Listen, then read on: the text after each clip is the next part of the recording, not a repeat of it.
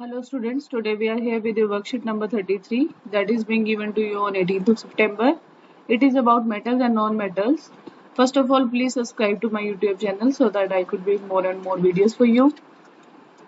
Let's read out what is being given in your worksheet. It's about reaction of metals with acids. As we have seen in chapter number 2 that when metals react with acid they produce salt and hydrogen gas. As we can see यहाँ पर sodium और zinc है जो react कर रहे हैं dilute HCl के साथ. they are producing NaCl and zinc chloride and forming hydrogen gas along with it. We know that here copper do not react with dilute HCl. जो कॉपर है वो डाइल्यूट HCl के साथ रिएक्ट नहीं करता. यहाँ पर एक इमेज दी हुई है जिसको हम ध्यान से देखेंगे तो मैग्नीशियम और जिंक है वो HCl के साथ रिएक्शन कर रहे हैं लेकिन कॉपर के साथ कोई भी रिएक्शन नहीं हो रहा. ठीक है बेटा. तो यहाँ पर है कि हाइड्रोजन गैस जब HCl के साथ रिएक्ट करते हैं मेटल्स तो इवॉल्व होती है, लेकिन when metals react with HNO3 that is your nitric acid, then H2 gas that is your hydrogen gas is not evolved because HNO3 एक खुद strong oxidizing agent है that oxidizes H2 into water. वो water बना देता है और खुद reduce हो जाता है into any form of nitrogen oxide. Now but magnesium जो और manganese है वो दोनों react करते हैं dilute HCl के साथ HNO3 के साथ and give rise to hydrogen gas only and form magnesium nitrate and manganese nitrate. Now the reaction of metal with solution of other metal salts. Metal A का metal B के solution के साथ reaction होगा तो displacement reaction होती है तो salt solution बन जाएगा A का और B will get displaced. For example, iron is reacting with copper sulfate. Iron being more reactive than that of copper displaces the copper from its salt solution and forms iron sulfate. Displace कर दिया उसने copper को और क्या बना दिया copper sulphate और copper displace हो गया. यहाँ पर कॉपर है वो सिल्वर नाइट्रेट के साथ रिएक्ट होता है तो कॉपर नाइट्रेट बन जाता है, सिल्वर डिस्प्लेस हो जाता है because copper is more reactive than that of silver. इसके बाद आता है कि जितने भी मेटल्स होते हैं वो एक जैसे रिएक्ट नहीं करते हैं, they are not equally reactive. अगर हम ऑक्सीजन वगैरह वाटर वगैरह के साथ इनकी रिएक्शन देखेंगे दैट आर क्वाइट डिफरेंट. यहाँ सबसे पहले जो फिगर दिया हुआ है इसके अंदर हम देख रहे हैं इस फिगर के अंदर यहाँ आयरन ने लेके लोहे की कील लटकाई हुई है कॉपर सल्फेट सॉल्यूशन में. तो यहाँ क्या हो रहा है iron is displacing copper from its solution. Iron यहाँ पर हम ये रिएक्शन देख रहे हैं नीचे क्या करा आयरन ने क्या करा डिस्प्लेस कर दिया कॉपर को उसके सॉल्यूशन में से और क्या बनाया आयरन सल्फेट और कॉपर इज बीइंग डिस्प्लेस्ड. तो यहाँ पर हम देख पा रहे हैं कि जो आयरन यहाँ पर कॉपर सल्फेट के सॉल्यूशन में रखा गया है. सिमिलरली यहाँ पर कॉपर वायर रखी है आयरन सल्फेट के सॉल्यूशन में.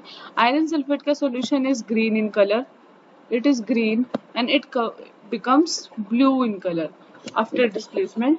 तो यहाँ पर आ गया हमारे पास कि इसके बाद है रिएक्टिविटी सीरीज. रिएक्टिविटी सीरीज क्या होती है ऐसी सीरीज जिसके अंदर मेटल्स को उनके डिक्रीजिंग एक्टिविटीज के अकॉर्डिंग अरेंज किया जाता है. जैसे कि हम सब देख पा रहे हैं कि पहले जो लिया हुआ है that is potassium and sodium.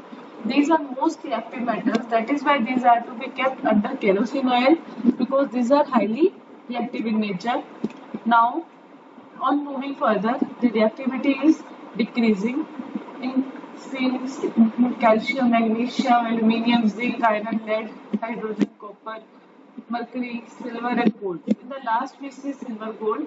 These are very less reactive. That is why these metals are used to make jewelry because these do not get corroded easily and these are very less reactive. They do not form oxides easily or readily.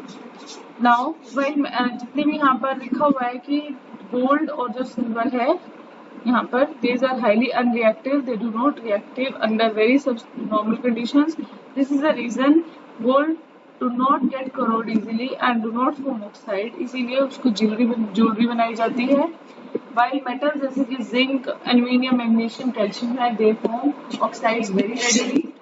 इसके बाद है hydrogen is a non metal. Hydrogen एक non metal है, but still it is placed in the reactivity series of metals because it only and only helps in the comparison of reactivity of metals. वो metals की reactivity की comparison में मदद करता है. ठीक है. इसके बाद है question answer. First question is which gas is produced when dilute HCl is added to a reactive metal, and write down the chemical reaction where zinc reacts with dilute HCl. Now here is the answer to question number 1. Metal reacts with acid to form salt and hydrogen gas. The gas is hydrogen gas, and here is the reaction of zinc and dilute HCl. You can write it from here. So this is your answer number 1. Okay, now coming to question number 2. What happens when copper reacts with silver nitrate solution? Here is the answer of this question. You can write the reaction from here. The copper reacts with silver nitrate to form silver and copper nitrate. Okay, so this is your answer number 2. Now next question is, a solution of copper sulfate was kept in iron pot. After few days, the iron pot was found to have a number of holes in it. Write down the equation or reaction that took place. So you can see the reaction from here, and you can write this also. This is the answer number. I will highlight it. This is the reaction. Iron plus copper sulfate giving rise to iron sulfate and copper. You can write this part also, that according to the reactivity series, copper is very less reactive than that of iron. Therefore, iron displaces copper from its copper sulfate solution. Okay, so this is your question number 3 and answer. And now coming to question number 4, use the table above to answer the following question. Let's see your table. This is about metals A, B, C and D. 4 metals दिए गए हैं. यहाँ iron के बारे में लिखा गया है और यहाँ आपको कॉपर के बारे में लिखा गया है, जिंक के बारे में और यहाँ सिल्वर के बारे में. हमें पता है रिएक्टिविटी सीरीज में जिंक इज मोर पावरफुल और reactive than that of iron and copper and silver. तो हम यहाँ देख सकते हैं कि जो ए मेटल है वो डिस्प्लेस करता है कॉपर को. अगर वो कॉपर को डिस्प्लेस कर सकता है then we can see that जब वो कॉपर को डिस्प्लेस कर सकता है तो कॉपर को डिस्प्लेस कौन कर सकता है. मैं यहाँ फिर से लिख देती हूँ आपके लिए. जो zinc is more reactive than that of iron and more copper, and it is more reactive rather than that of silver. Now copper को रिप्लेस करने वाला आयरन हो सकता है, तो हम यहाँ लिख सकते हैं कि A could be आयरन. जो आपका A है वो आयरन हो सकता है. ठीक है, आयरन हो सकता है. B डिस्प्लेसमेंट कर रहा है सिर्फ आयरन की, तो आयरन की हम पहले देखते हैं तो सिर्फ जिंक है, तो बी हमारा हो सकता है zinc. C part displacement is there in the case of silver nitrate, और सिल्वर नाइट्रेट से पहले हमारे पास कॉपर है, तो C could be copper. And in the last metal there is no reaction with all the solutions, then we can say that it could be silver because silver is least reactive. Now the question answers, which is the most reactive metal? We can see and we can judge zinc is the most reactive metal, so metal B.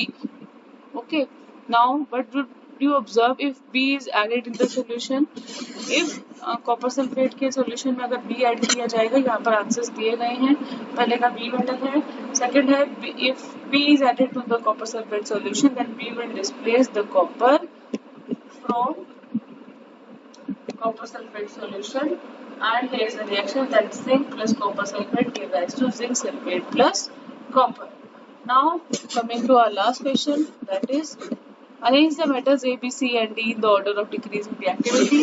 इनकी reactivity की decreasing हमें यहाँ पर लगाना है. Then we can say that B is more reactive, A, then C and then D.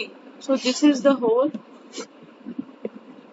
arrangement of metals on the decreasing reactivity. So beta, this was your worksheet number 33. अगली worksheet आएगी, हम फिर से डिस्कस करेंगे. तब तक के लिए stay safe and keep healthy.